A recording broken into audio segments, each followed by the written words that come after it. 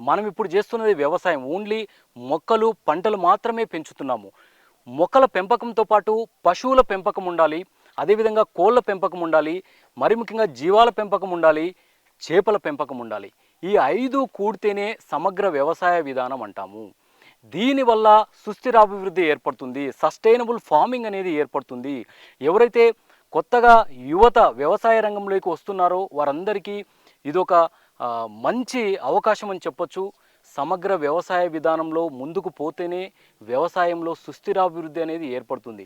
ఒకసారి జాగ్రత్తగా గమనించండి, ఎందుకంటే ప్రజెంటు భారతదేశ వ్యవసాయ భూములలో కార్బన్ శాతం చాలా తక్కువ ఉంది.